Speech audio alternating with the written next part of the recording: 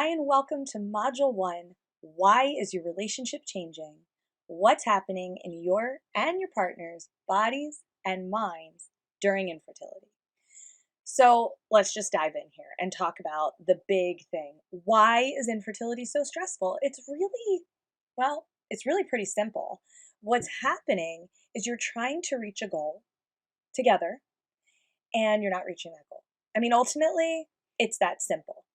But all of the other aspects of it make it more complicated. So the main factor here, right, is you're trying to reach a goal. A goal that maybe you've been trying to reach for a long time. Maybe it hasn't been that long, but either way, it's something that ultimately is a part of life that you are struggling to accomplish. And that can be extremely stressful. It can be extremely stressful for you because you're the one going through it. You're the one dealing with this thing that should be simple and natural, but it's just not happening. And over time, the pressure of this natural, simple thing can really take a toll on your emotional health. Now, when you look at your partner, there's kind of two parts to this. Your partner is watching you go through this stress and maybe watching you go through the fertility treatments that may be failing, or maybe you haven't gotten to that point yet, but they're watching you get more and more frustrated and stressed out, which, if this is a good partner, is going to stress them out too. If your partner loves you, they're going to feel your stress and it's going to stress them out. The other side of that is they are trying as well. And whether this is female factor, male factor, a little bit of both, or unexplained, whatever it is, you're both involved in trying to make a baby and it's not happening. So that's kind of the first part, is understanding that this thing that you're trying very, very hard to do isn't happening. And everybody around you is talking about how easily they got pregnant. And, oh, it happened for me on the first try, or it happened for me when I wasn't trying. And I say those as examples because I personally experienced that. I had a lot of people around me talking about how easy it was for them to conceive, while I was complaining about my huge struggle, how difficult it was. So that's kind of the first thing I want you to keep in mind, is that this thing that is supposed to be, and I keep using quotes because what is supposed to? What is natural? What is normal? These are all just words. They don't really mean anything. Ultimately, this thing that is considered to be simple and normal isn't happening for you, and you want it, and that is extremely frustrating. That's number one. Another thing that I think is super important to keep in mind is understanding that you're going through a tremendous amount of hormonal changes, and there are two parts to this as well. Number one, well, I guess there are three parts. Let me kind of back up for a minute. There is the normal hormonal changes that happen if you're female, if you have a uterus and ovaries, or you have part of your reproductive system, or even none of it. We're still human and we all produce hormones. And our reproductive hormones, our sex hormones, are a huge factor, the most important factor when it comes to reproduction. So if you think about the most important hormones, the hormones that, if you have a menstrual cycle, let me put it to you that way. If you have a menstrual cycle, you are dealing with spikes and dips in estrogen, progesterone, luteinizing hormone, and follicle stimulating hormone. A whole bunch of other hormones as well, but those four are the most important. And I'm going to put a little chart for you to look at so that you can really see these spikes. And this happens, these dips and spikes. I can't think of a better word than spike, but you can see that all of these things happen. It's like a roller coaster ride throughout the menstrual cycle. Okay, that's number one. Now, when you look at the other two parts, there is, are you dealing with a specific cause of your infertility? Let's say you're dealing with PCOS, or you're dealing with thyroid issues, or you're dealing with endometriosis or black tubes. These are all different causes.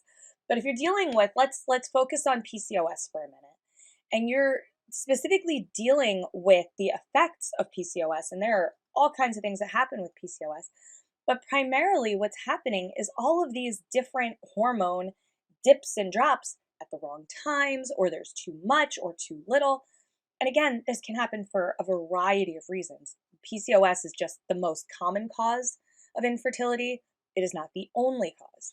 So when I'm talking here for a minute just about the different causes of infertility, when you're dealing with specific causes, something that is causing your infertility, and you look at the spikes and dips of the hormones, they may or may not match up with a typical menstrual cycle. So you've got dips and spikes of the four hormones I mentioned, plus other hormones, right? Because women produce testosterone. That's just a fact. But with something like PCOS, you may be producing more testosterone, which is causing other issues. And when you have hormone dips and spikes, I keep using that word. When you have this happen, it's going to affect you physically and mentally. That's something that we've all known for a very long time. Hormones affect us in a multitude of ways. Now, the third thing that I want you to think about is fertility treatments. If you're going through fertility treatments and you have hormones, artificial or not artificial, being pumped into your body through injections or oral pills or suppositories, these are also going to affect everything, right? We just talked about how hormones affect everything physically and mentally. Now you're going through fertility treatments, maybe. If you're going through IVF or IUIs, you might be going through, let's say, ovulation suppression or ovulation stimulation. And these hormones are going to affect things. So it's important to keep that in mind. If you're going through fertility treatments, you're dealing with the stress of it all. Is it going to work? Is it not going to work? What's going to happen? All of those questions. The stress of doctor's appointments, trying to schedule everything. And then, all that stress. I mean, there's a whole lot more. But also the hormone changes that are happening, just like the other stuff. And, again, how this affects your partner is going to vary from person to person, but most partners are going to be stressed because you're stressed. So that's kind of a general look at what is happening. Why are our bodies and minds changing? That is a huge factor in what may be causing some of the stress in your relationship. Now, one of the other things I want to talk about very briefly is cortisol, which is the stress hormone. And when you have high levels of cortisol that are kind of, I'm going to say, perpetually being pumped into your blood stream, it's really difficult to function properly. Your body systems get all messed up. Think about what cortisol does in high levels. It's going to affect your digestive system. It's going to affect everything. So when you have this constant stress, which then causes this constant cortisol spike, not even a spike, because a spike goes and then back down. When you're dealing with persistent high cortisol, nothing feels right. Stress is, it's like a vicious cycle. Stress creates cortisol. The high levels of cortisol mess up your body, which causes more stress.